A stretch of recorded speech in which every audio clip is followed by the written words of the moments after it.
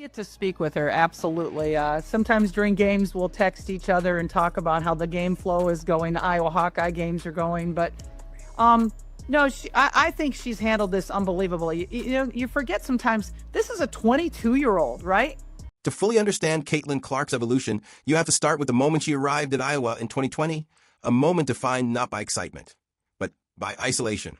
This wasn't a normal freshman arrival filled with packed arenas, campus buzz, or instant team chemistry. The pandemic shut everything down. No fans in the stands. No roading crowds. No casual bonding over meals, dorm life, or late-night conversations. Basketball became quiet, clinical, and lonely. Practices took place in empty gyms where every bounce echoed. Coaches wore masks. Teammates stayed distanced. Even communication felt muted. For most freshmen, college sports is where relationships form naturally. For Caitlin Clark, those connections had to be forced in an environment that discouraged closeness. And that kind of isolation fundamentally alters how athletes develop. When players are removed from normal social feedback loops, they tend to turn inward. Trust becomes transactional. Passing the ball feels riskier than keeping it. Leadership feels abstract when teammates are strangers off the court. And the only constant, especially for a generational scorer, is numbers. Points, assists, usage rate.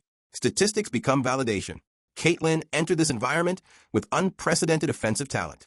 She could score from anywhere, control tempo, and break defenses at will. In empty arenas, with no crowd pressure and limited chemistry, the natural response would have been dominance. Control the ball. Carry the offense. Let the numbers speak. Many players would have taken that path. Many coaches would have encouraged it. After all, in a chaotic season, stability often means letting your best player do everything.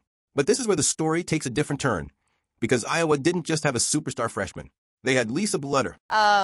We got to start with one of your other, I guess, maybe, previous daughters, top athletes from Iowa. Of course, I'm talking about Caitlin Clark. Wow is all I can say. I mean, I can't imagine what the last 12 months have been like for her, but it seems like she handles every single piece of adversity thrown her way with poise and class. So, in your opinion, how do you feel like she's handled it all? By Caitlin's sophomore and junior years, the results were undeniable. She wasn't just scoring. She was controlling games, reading rotations, manipulating defenses, elevating teammates. What looked like natural maturation was actually engineered growth. The habits built during isolation became strengths in normal environments. When crowds returned, Caitlin didn't shrink. She thrived. When pressure increased, she didn't force shots. She dictated outcomes. This is why Caitlin translates so well to higher levels of basketball. Her game isn't dependent on rhythm alone. It's adaptable.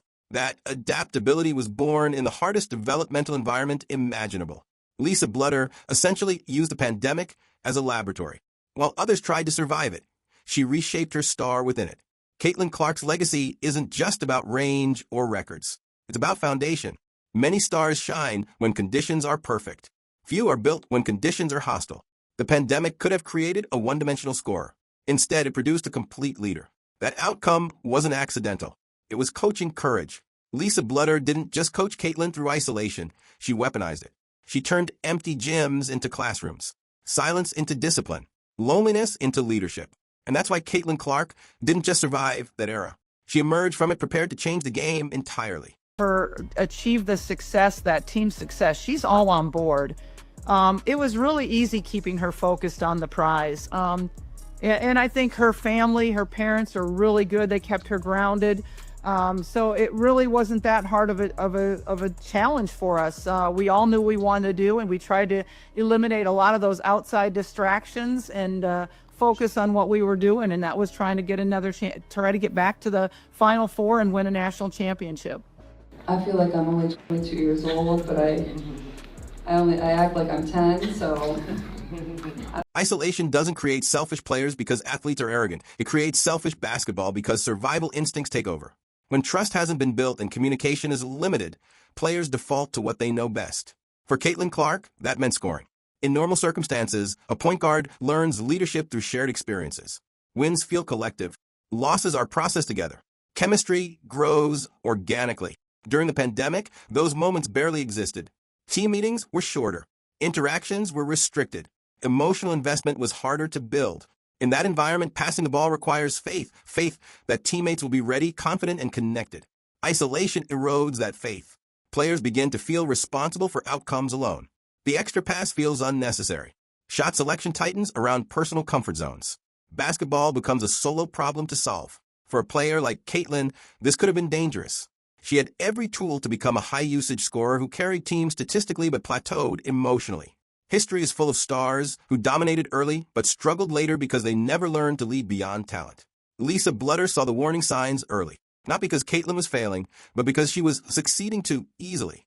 A freshman scoring at will in empty gyms, receiving constant praise, with minimal social grounding, is exactly how tunnel vision forms. Bluder understood something most coaches miss. Leadership habits are formed under pressure, not after success. If Caitlin learned to dominate now, rewiring her later would be far harder. So Bluder made a risky decision, one that went against short-term gratification. You just said it, just named Time Player of the Year. I'm not sure if you're surprised, especially when you consider her impact not only on the WNBA, but sports as a whole. So I feel like some still don't see it that way. Like you mentioned, there's always going to be haters. But when you hear things like what Washington Mystics co-owner Sheila Johnson said, criticizing the choice of Caitlin for that award, I mean, what was your reaction to that?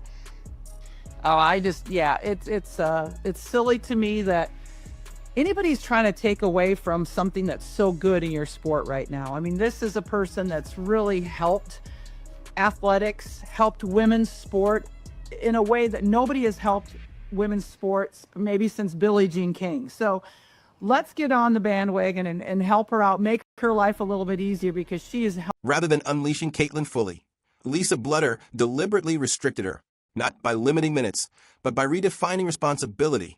Caitlin wasn't just allowed to score, she was required to orchestrate. Bluder pushed her to pass early, to read defenses deeper, to involve teammates even when scoring was easier. This wasn't natural progression, it was forced development. And forcing growth during a pandemic is coaching on hard mode. Most coaches protect their stars. They inflate usage. They chase wins and headlines. Bluder did the opposite. She sacrificed easy points to build habits. She accepted moments of inefficiency to create long-term structure. This is why Caitlin's assist numbers didn't slowly climb. They spiked. That kind of jump doesn't happen organically. It happens when a system demands it. Caitlin was being trained as a floor general, not just a shooter. And it wasn't always comfortable.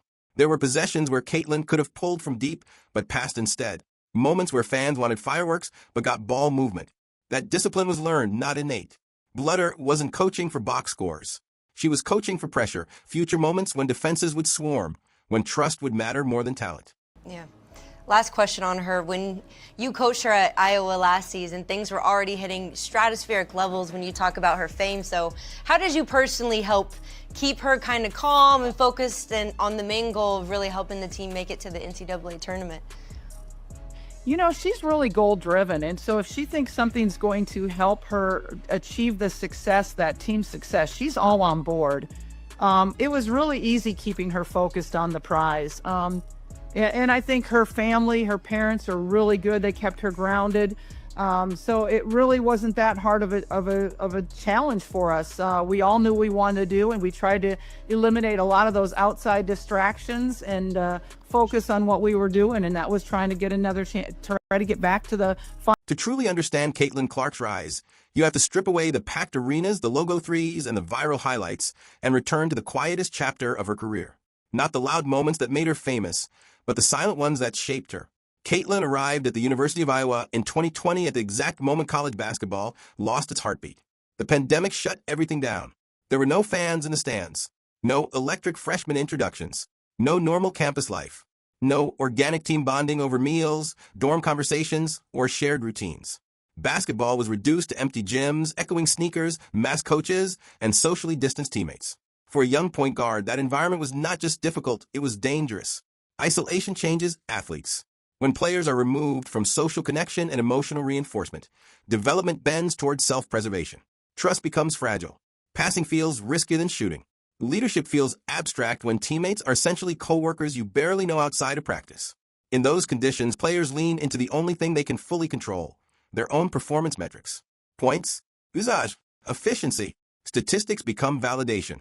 This isn't selfishness born from ego. It's survival born from uncertainty. Caitlin Clark entered this environment with unprecedented offensive ability. She could score from anywhere on the floor, stretch defenses beyond logic, and control tempo effortlessly. In empty arenas with no crowd pressure and limited chemistry, the natural response would have been dominance. Hold the ball. Take the shots. Carry the team statistically. Let the numbers justify everything. Many elite players in that position would have done exactly that. Many coaches would have encouraged it, especially in a season where stability mattered more than experimentation. But Caitlin didn't just have talent. She had Lisa Bluder. Bluder recognized the warning signs early, not because Caitlin was failing, but because she was succeeding too easily under abnormal conditions. A freshman point guard scoring at will, isolated from normal team-building experiences, playing in silence with minimal emotional grounding, is exactly how tunnel vision forms. History is full of players who dominated early and stalled later because they were never forced to grow beyond scoring. Bluder understood that leadership habits aren't developed after success. They're built during discomfort. So instead of unleashing Caitlin fully, Bluder intervened. She didn't restrict Caitlin's minutes or diminish her confidence. She reshaped her responsibility. Scoring wasn't optional, but playmaking became mandatory. Caitlin was pushed to read defenses more deeply, to pass earlier, to involve teammates even when shooting was easier. This wasn't natural evolution. It was forced development during the most unstable period college basketball had ever seen. Most coaches would never take that risk. When you have a generational scorer, especially during a pandemic, the temptation is to ride the hot hand and protect results. Bluder did the opposite. She sacrificed short-term gratification for long-term structure. She accepted moments of inefficiency. She allowed possessions where Caitlin passed instead of pulling from deep. She prioritized habits over headlines. The results didn't show up as subtle growth. They showed up as dramatic change. Caitlin Clark's assist numbers didn't slowly improve. They jumped. That kind of leap doesn't happen organically. It happens when a system demands it. Bluder was deliberately reshaping Caitlin from a scorer into a complete floor general, even when it meant limiting some of the very shots that made her famous. And this mattered more because of when it happened. Doing this in a normal season is hard. Doing it during a pandemic, when every external factor encourages isolation and individualism, requires extraordinary coaching courage. Bluder was essentially coaching against human instinct. She was asking Caitlin to trust teammates she barely knew off the court, to lead in silence, and to prioritize collective success when personal dominance was easier. By Caitlin's sophomore and junior seasons, the payoff was undeniable. She wasn't just scoring. She was controlling games, manipulating defenses, anticipating rotations, elevating teammates. What looked like natural maturation was actually engineered growth. The habits forged in empty gyms became strengths in packed arenas. When fans returned and pressure increased, Caitlin didn't shrink or force shots. She adapted. She dictated outcomes.